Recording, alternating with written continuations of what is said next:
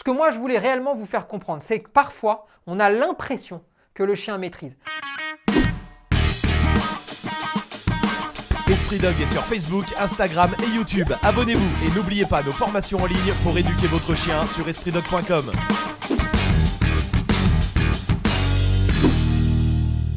Salut à tous, bienvenue sur Esprit Dog. Aujourd'hui, on va parler du pas touché et surtout, je vais vous montrer un peu comment parfois on peut se faire un petit peu berner. Regardez, là par exemple, c'est un extrait d'Aventure Dog où vous avez Koda qui, ma foi, maîtrise plutôt pas mal le pas touché. En tout cas, c'est l'impression qu'il donne. Pas touché. Prends. Et après, on peut même insister plus. Voilà. Vous Vous voyez comme il dévie. Oui. Vous voyez comme il dévie et là, c'est bon. Prends. Sauf que là, en fait, on pourrait vraiment se dire, le chien a parfaitement compris. C'est faux. Là, il a simplement compris, en fait, une situation bien précise. Écoutez un peu le conseil que je vous donne dans Aventure Dog et on en reparle juste après.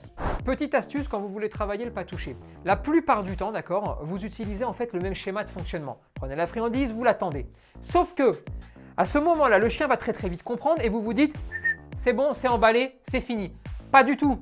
Variez-lui les choses. Varier, ça veut dire quoi? Pas seulement varier la friandise, varier le mouvement de la main. Le fait de faire ça, le fait de poser au sol, le fait de poser la friandise là, et puis là, et puis là. Le fait de poser une friandise dans la main et de bouger l'autre main par exemple. Bref, mettez-lui de la vie pour l'obliger à réfléchir. Et ensuite, évidemment, pas toujours la même friandise, pas toujours le même goût et pas toujours de la nourriture. Parce qu'on veut aussi lui apprendre à ne pas toucher un bout de bois, une corde, n'importe quoi, on s'en fout. L'idée, c'est de comprendre que pas toucher, tu ne touches pas. Bref, vous l'avez compris, votre chien doit penser, mais vous devez penser aussi. Parce que le chien, vous inquiétez pas, ça tourne là-dedans. Et donc, si vous êtes trop prévisible, eh bien, c'est ce qu'on appelle du conditionnement. Et surtout, à la fin, vous allez vous faire piéger parce que vous pensez qu'il a compris, et alors qu'en fait, il n'a pas compris, il a compris une situation simplement.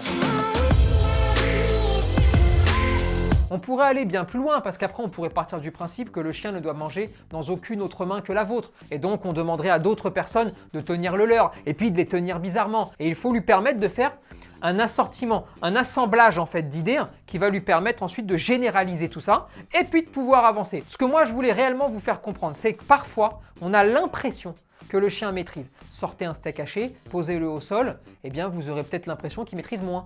Mais ça ne veut pas dire qu'il ne connaît pas l'ordre, ça veut dire simplement qu'il doit évoluer, progresser, apprendre. Et si là par contre vous faites l'erreur de vous dire il connaît et donc vous vous fâchez, si vous vous fâchez, vous perdez le chien là. Et si vous avez envie de voir des chiens qui apprennent, qui évoluent et surtout qui s'amusent avec leur maître tous les jours, eh bien je vous invite à aller voir l'épisode 3 d'Aventure Dog qui est disponible sur YouTube.